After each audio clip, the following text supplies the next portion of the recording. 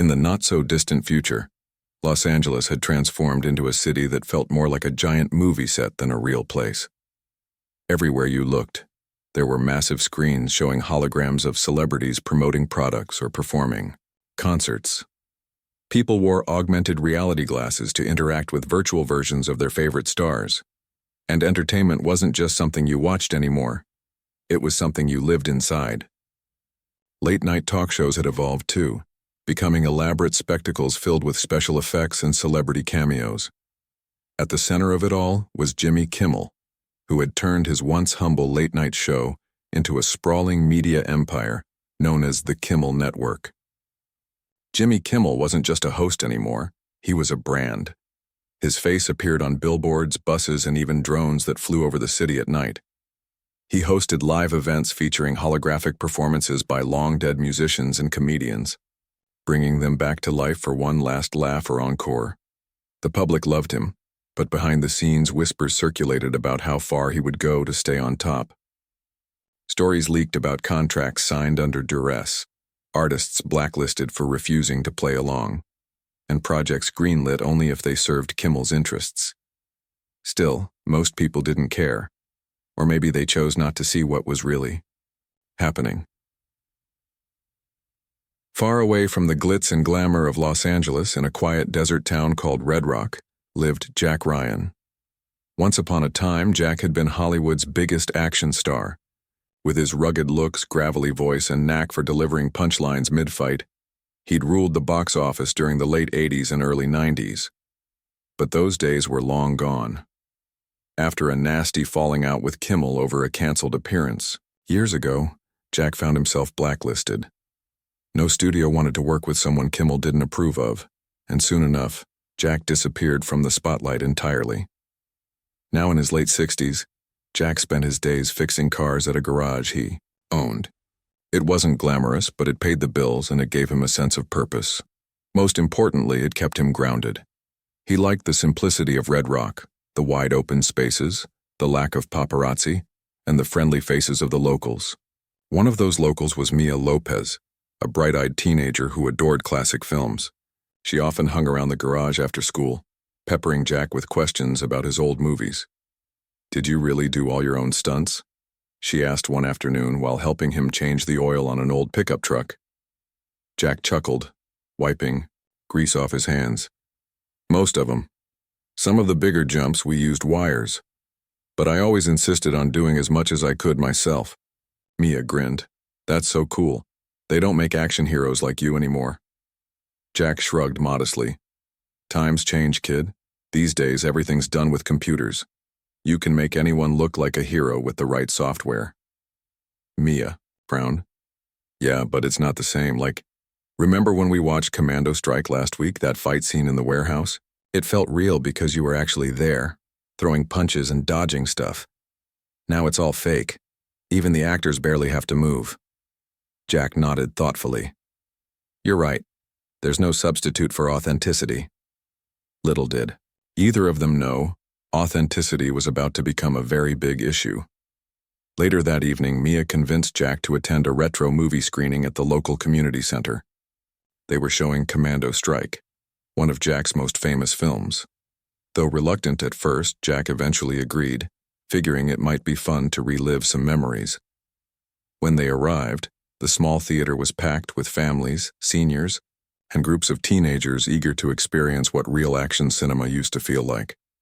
As the lights dimmed and the opening credits rolled, Jack felt a strange mix of nostalgia and unease. The crowd erupted into applause when Jack's character appeared on screen, delivering his trademark one-liners and taking down bad guys with ease. For the first time in years, Jack felt appreciated, not as a relic of the past, but as someone whose work still mattered. After the movie ended, several people approached him to shake his hand or take selfies. Mia beamed with pride, clearly thrilled to be standing next to her idol. But the warm glow of admiration didn't last long. On the drive home, Mia pulled out her phone and started scrolling through social media. Suddenly, she gasped, "Jack, you need to see this."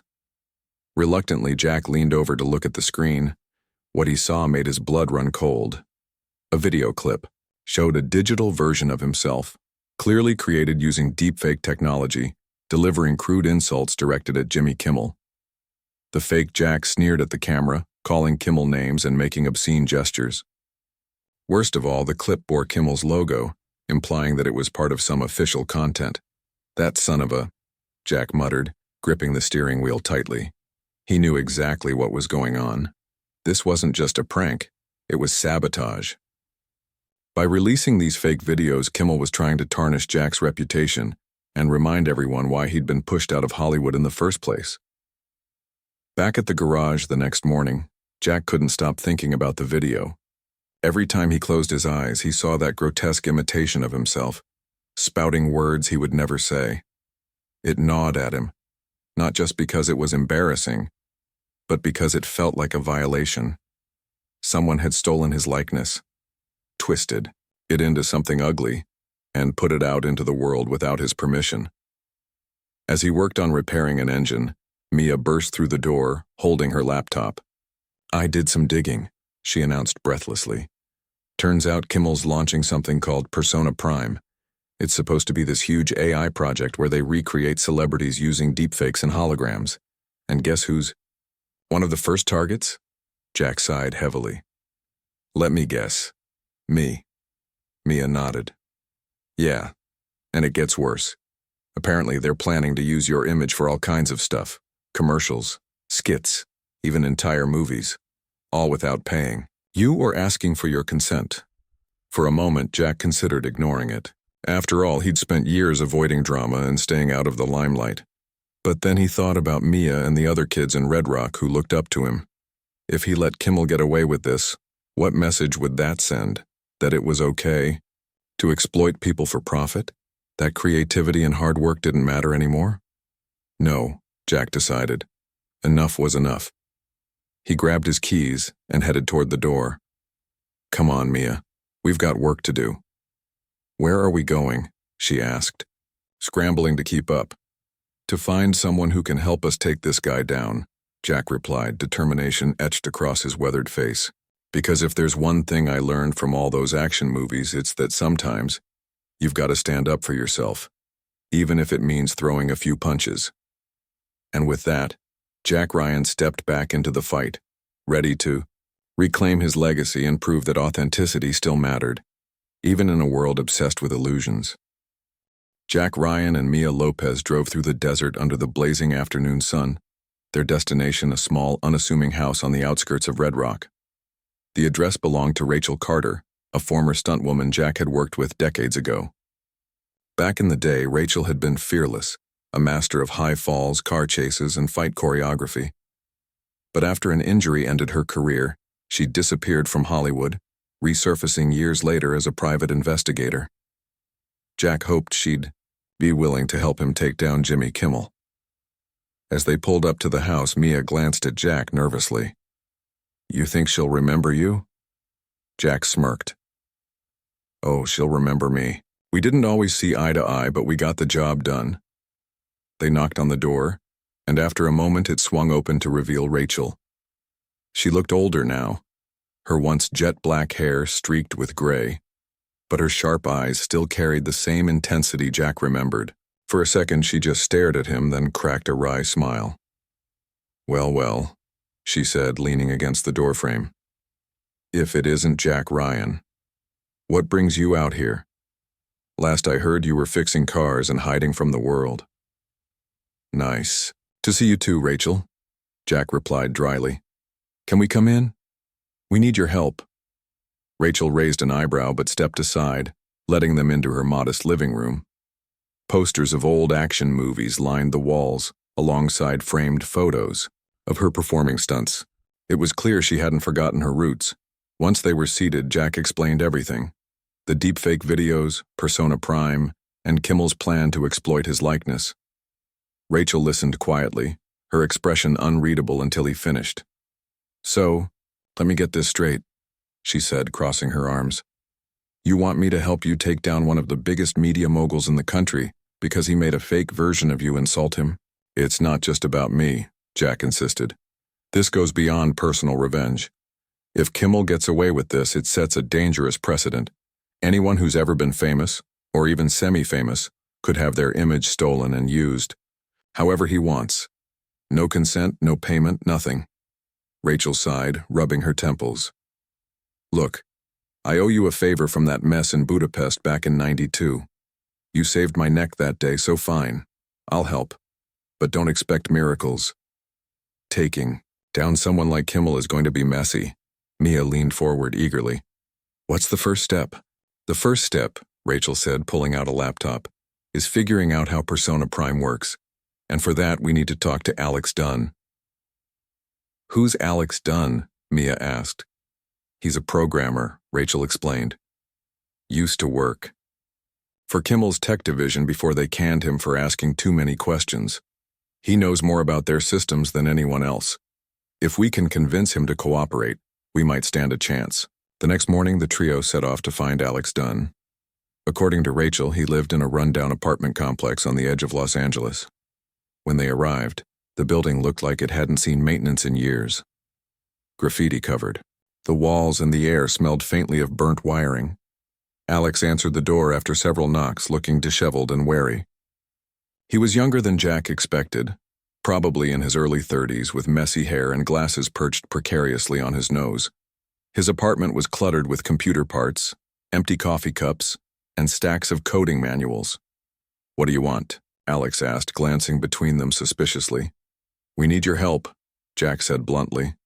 Kimmel's using your technology to create deepfakes of celebrities without their permission, including me. Alex frowned. I had nothing to do with that. They fired me months ago. I know, Rachel interjected. But you built the foundation for Persona Prime. Without you, none of this would exist. We're not here to blame you, we're here to stop it. For a long moment, Alex didn't say anything. Then he sighed and gestured for them to come inside. Fine. Tell me what you need. Over the next hour, Alex explained how Persona Prime operated. Using advanced AI algorithms, the system could analyze hours of footage of a person, movies, interviews, social media posts, and generate a hyper-realistic, digital replica capable of saying or doing anything its creators wanted. The implications were staggering. Celebrities could be forced to endorse products, deliver speeches, or even act in new films without ever knowing about it. This is insane, Mia muttered, shaking her head. People are going to believe these fakes are real. That's the point, Alex said grimly. And once it's out there, it's almost impossible to prove otherwise. Jack clenched his fists. There has to be a way to shut it down. There is, Alex admitted hesitantly. But it won't be easy. Persona Prime's servers are housed in Kimmel's headquarters, a fortress filled with security cameras, guards, and biometric locks. Even if you managed to break in, you'd need access codes and insider knowledge to disable the system. Rachel smirked. Sounds like a challenge. Back in Red Rock, the group began planning their next move. Alex agreed to help them sabotage Persona Prime's mainframe, but only if they promised to expose Kimmel's unethical practices to the public. In return, he'd provide blueprints of the building and details about its security measures. While Alex worked on cracking the system remotely, Mia took charge of gathering intel. Using her hacking skills, she infiltrated Kimmel's network, downloading files and monitoring communications.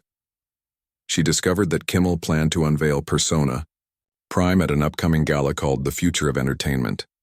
The event would be held at his high-tech mansion overlooking Los Angeles and attended by some of the biggest names in Hollywood. This is our chance, Mia announced during one of their late-night strategy sessions. If we can get into the gala, we can sabotage the system while everyone's distracted. Jack nodded thoughtfully. It's risky, but it could work. We'll pose as staff members. No one will suspect us. Rachel grinned. Leave the disguises to me, I've got connections.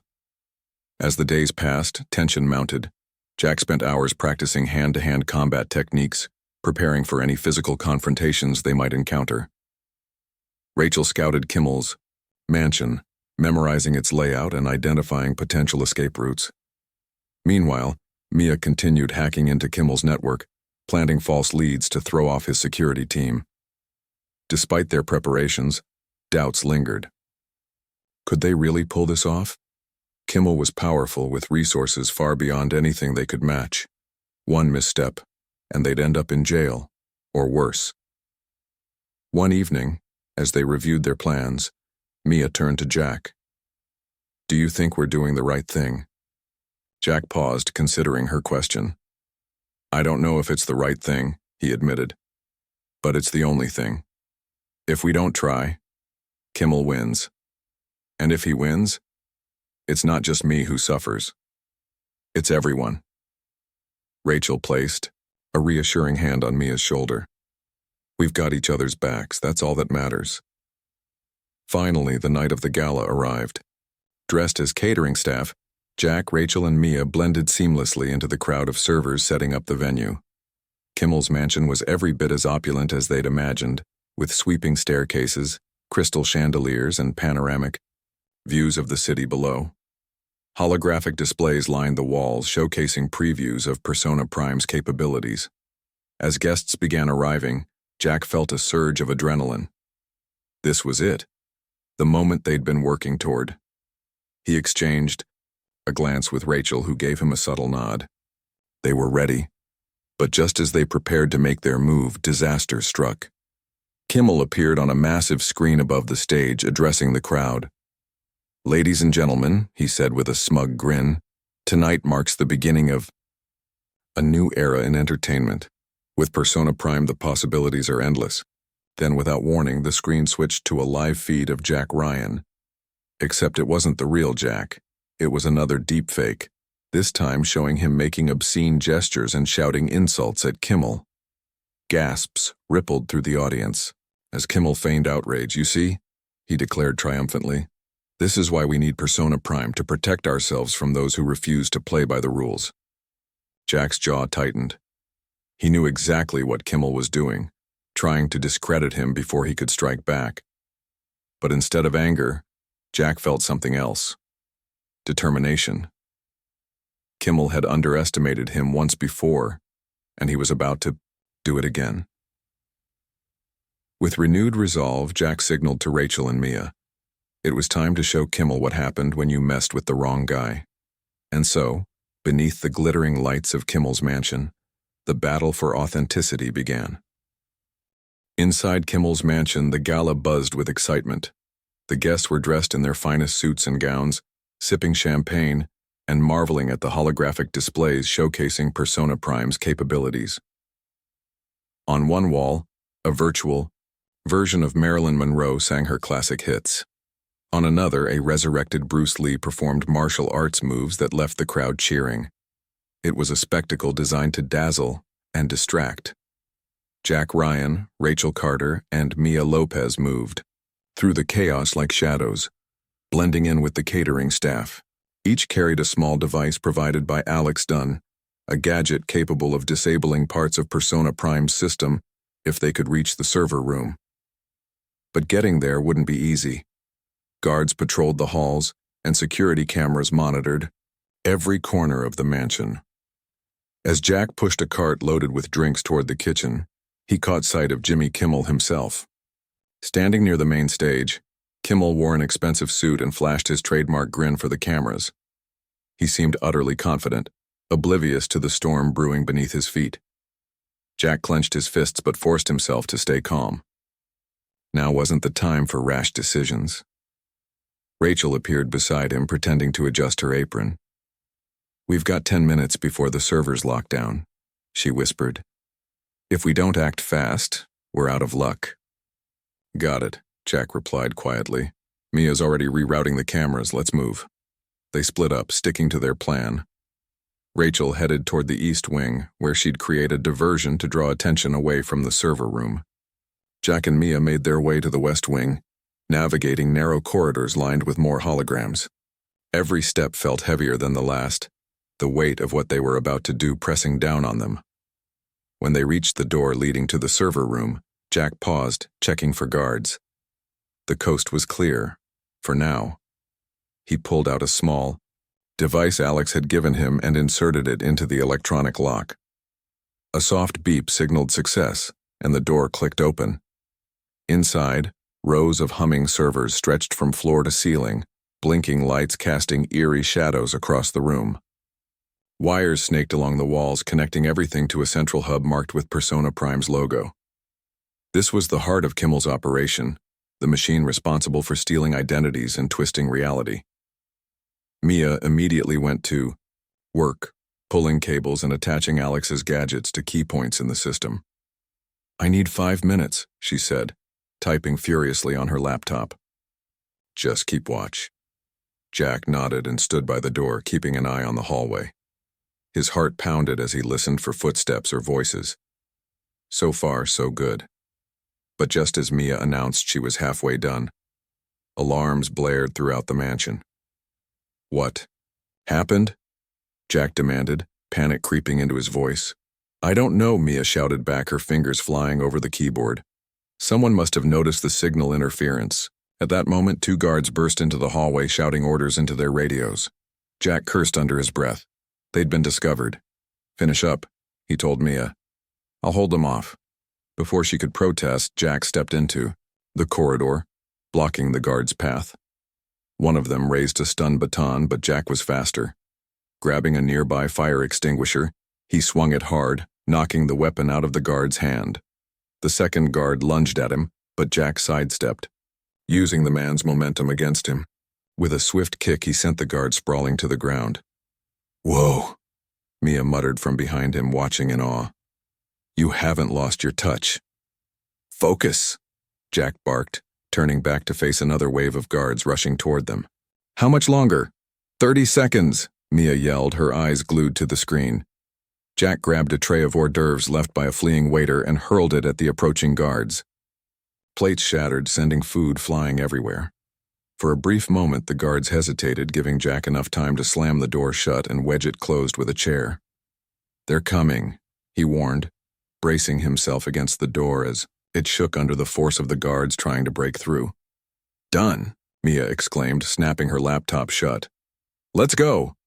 Jack didn't waste a second. Together they sprinted down the hallway, dodging lasers and security drones activated by the alarm. Behind them, the guards shouted angrily, their heavy boots pounding against the marble floors. The chase was on. Meanwhile, Rachel's diversion was in full swing. She'd triggered a sprinkler system in the east wing, flooding part of the mansion and causing mass confusion among the guests. People screamed and scrambled for cover as water poured from the ceiling, ruining expensive outfits and short-circuiting equipment. Amid the chaos, Rachel slipped away, heading toward the rendezvous point. Jack and Mia reached the grand staircase just as Rachel appeared from the opposite direction. "This way," she called, leading them toward a service exit. But Kimmel wasn't going to let them escape that easily. From the balcony above, he spotted Jack and pointed furiously at him. "Stop them," he roared. "Don't let them leave." More guards poured into the foyer, cutting off their escape route. Trapped, Jack glanced around for options. Then he saw it, a chandelier hanging directly above the guards. Without hesitation, he grabbed a rope used for decorations and swung onto the railing of the staircase. Using his weight, he yanked the chandelier loose, sending it crashing down onto the guards below. "Move!" he shouted, leaping off the railing and landing on his feet. Rachel and Mia followed close behind as they bolted through the now clear path. Outside, the cool night air hit them like a relief. They ran across the manicured lawn, heading for the van parked at the edge of the property. As they climbed inside, Mia turned to Jack, grinning despite the danger. "That was insane." "Yeah," Jack replied, starting the engine. "But we're not out of the woods yet." Behind them, Kimmel emerged from the mansion, his face red with fury. He shouted orders to his remaining guards, who jumped into SUVs and sped after them. The chase continued onto the highway, tires screeching and headlights flashing. For miles, they weaved through traffic, narrowly avoiding collisions. Rachel leaned out the window, firing a flare gun Alex had given them to disable one of the pursuing vehicles. It worked. The SUV swerved off the road, leaving only 2 left. Finally, they reached a secluded stretch of desert where Alex waited with a backup plan. As the van skidded to a stop, Alex waved them over to a hidden trailer rigged with decoy signals to confuse the enemy's tracking systems. "You guys okay?" Alex asked anxiously as they piled out of the van. "We're fine," Jack said, catching his breath. Did we shut it down? Alex checked his laptop. Mostly. I managed to corrupt the core algorithms, but Kimmel's team will try to rebuild it. We need to expose him publicly to make sure this never happens again. Jack nodded grimly. Then that's what we'll do. Though they'd escaped for now, Jack knew the fight wasn't over. Kimmel would come after them harder than ever, and they'd need all their wits and courage to finish what they'd started. But for the first time in years, Jack felt alive. He wasn't just fighting for himself anymore. He was fighting for something bigger, and that made all the difference. The desert stretched endlessly around them, a vast expanse of sand and silence under the pale light of the moon. Jack Ryan, Rachel Carter, Mia Lopez, and Alex Dunn huddled inside the hidden trailer, catching their breath after the chaotic escape from Kimmel's mansion. The adrenaline was still coursing through their veins, but exhaustion began to creep in as reality settled over them. "We did it," Mia said softly, breaking the quiet. Her voice trembled with a mix of relief and disbelief. "We actually got into that server room and messed up Persona Prime." "For now," Alex corrected, his fingers flying across the keyboard of his laptop. He'd been monitoring the system remotely, ensuring their sabotage held up against Kimmel's attempts to repair it. "They're already trying to reboot the core algorithms. We bought ourselves some time, but not much." Jack leaned back against the wall of the trailer, closing his eyes for a moment.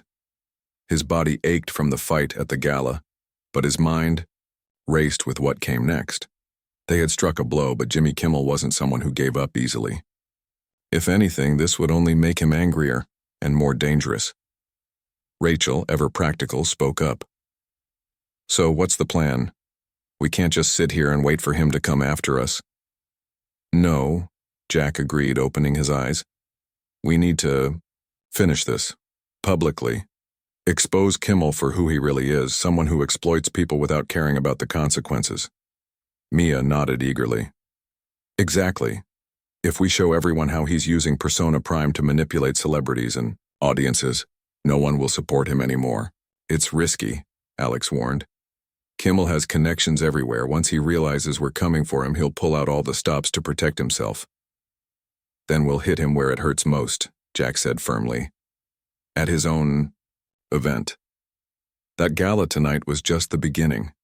He's planning something bigger, a live demonstration of Persona Prime during his annual awards show next week. It's broadcasted worldwide, which means millions of people will be watching." Rachel raised an eyebrow. "You want to crash the awards show? That's insane." "It's perfect," Mia countered. "Think about it. If we reveal the truth on live TV, there's no way he can cover it up." Alex hesitated, but then nodded slowly. "It could work, but we'll need proof.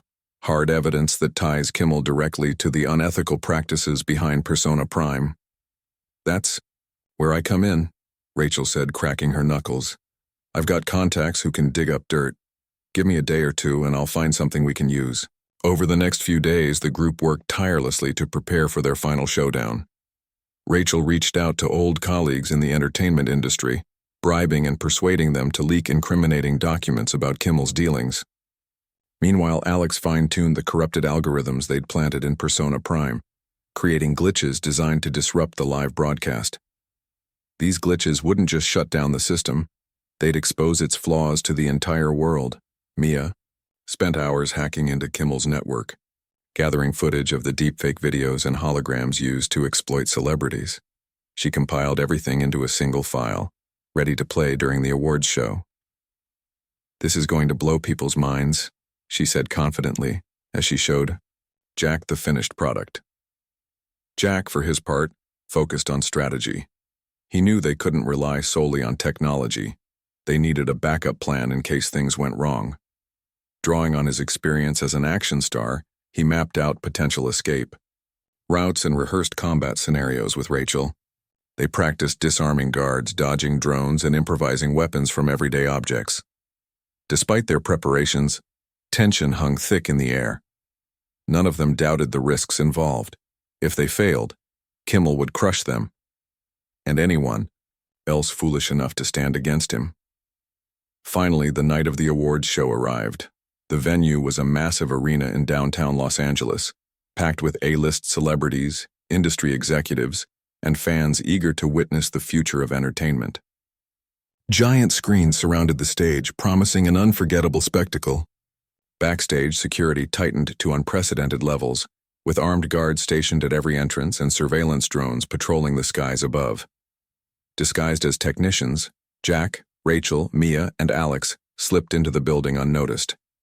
Their fake IDs, forged by one of Rachel's contacts, allowed them access to restricted areas. As they made their way toward the control booth overseeing the live broadcast, Jack felt a familiar surge of adrenaline. This was it, the moment they'd been working toward. Inside the control booth, chaos reigned.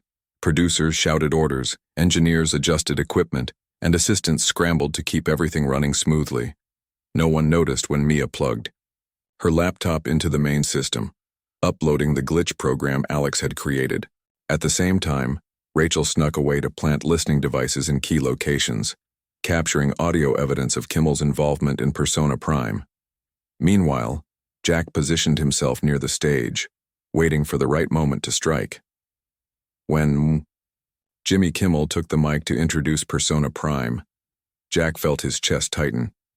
Kimmel's smug smile filled the screens as he began his speech. "Ladies and gentlemen," Kimmel announced, "tonight we usher in a new era of entertainment, and era where imagination knows no bounds. Thanks to Persona Prime, your favorite stars are no longer limited by age, health, or even death. They live forever, ready to entertain you whenever you desire." As if on cue, holographic versions of famous actors appeared on stage, performing skits and delivering lines tailored to the audience's reactions. The crowd erupted into applause, completely mesmerized. But then, something went wrong. The holograms flickered, their movements becoming jerky and unnatural.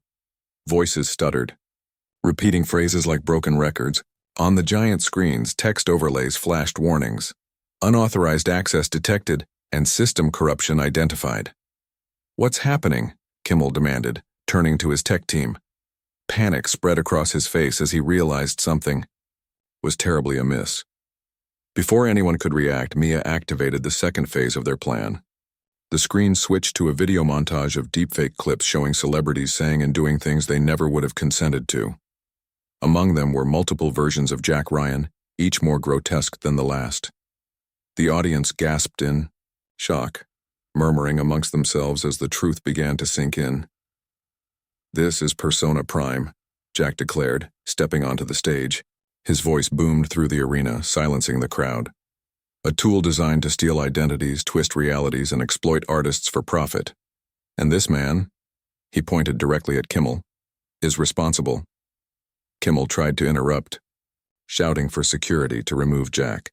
But before he could finish, Rachel played the audio recordings she'd gathered backstage. The damning evidence echoed through the arena. Conversations between Kimmel and his executives discussing blackmail tactics, contracts signed under duress, and plans to expand Persona Prime globally.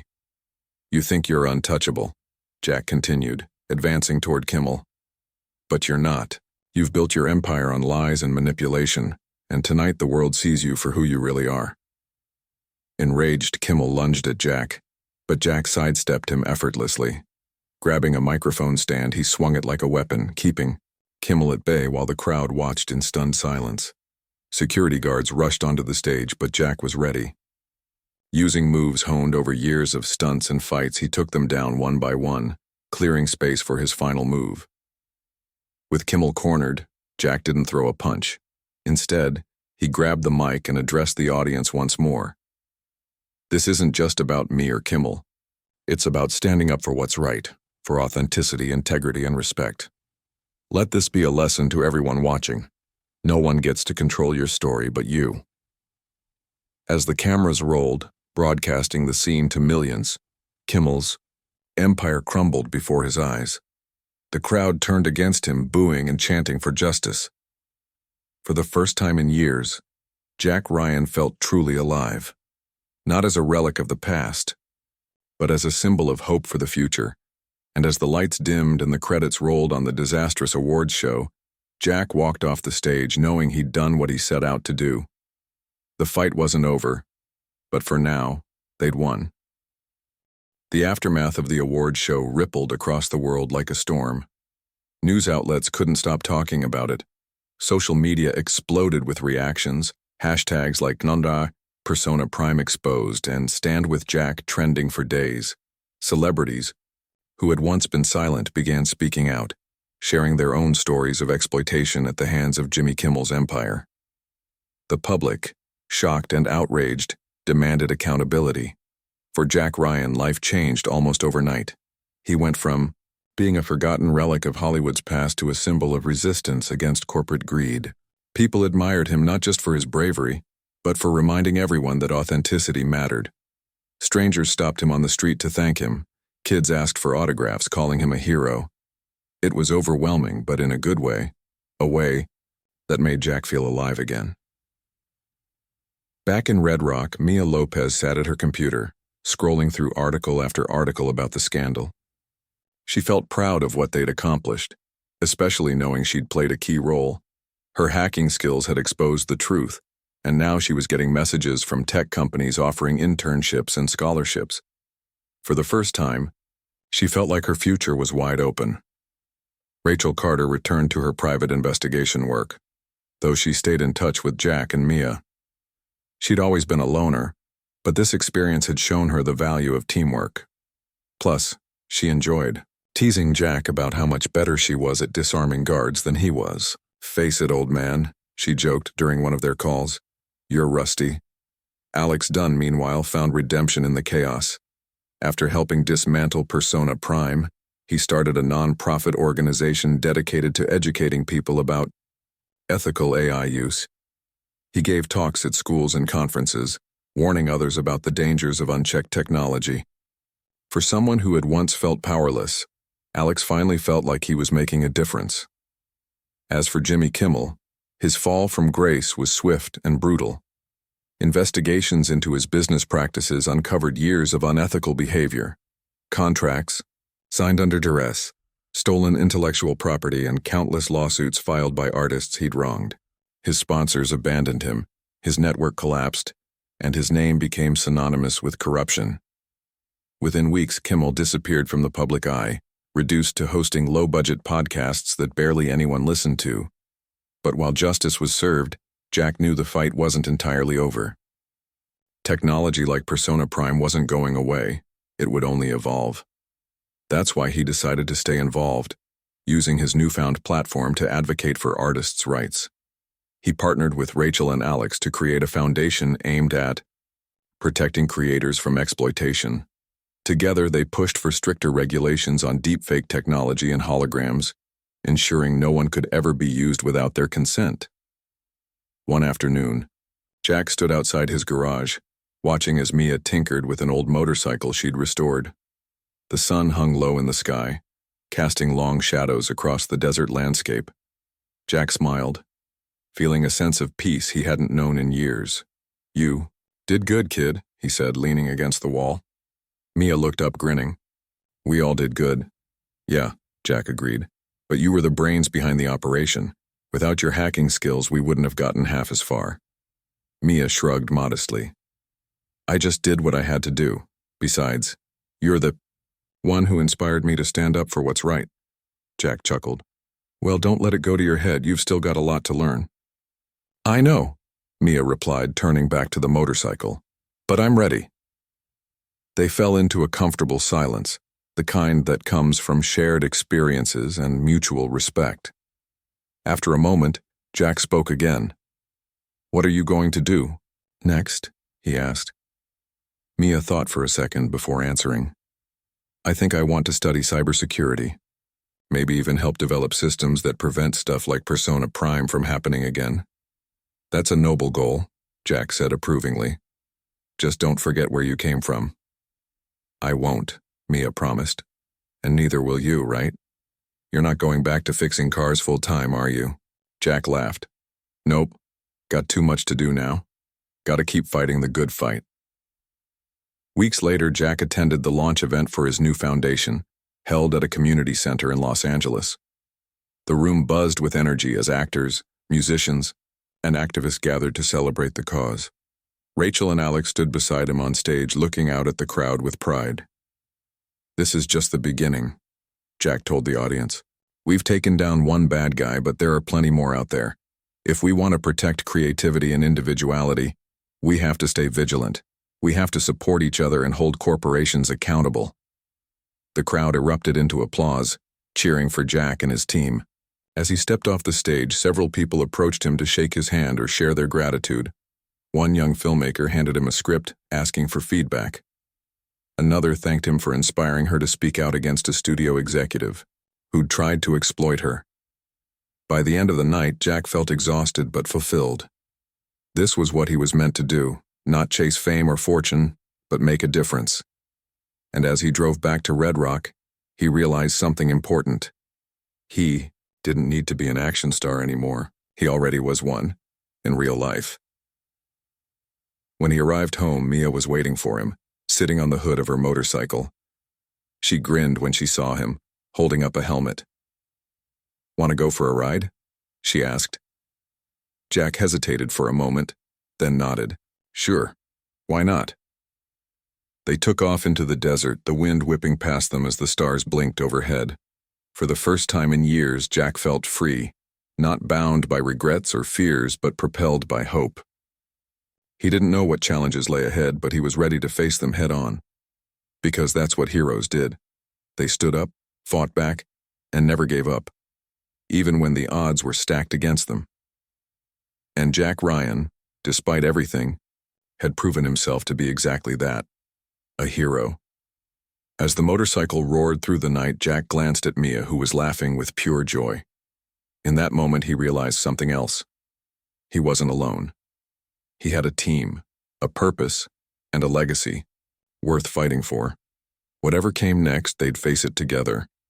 And that, Jack thought with a smile, was the best ending any story could have.